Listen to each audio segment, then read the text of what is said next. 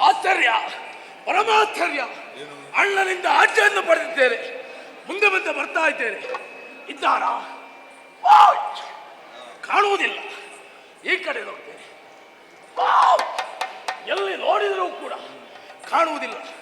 ಬೆಟ್ಟವನ್ನು ಹತ್ತಿದೆ.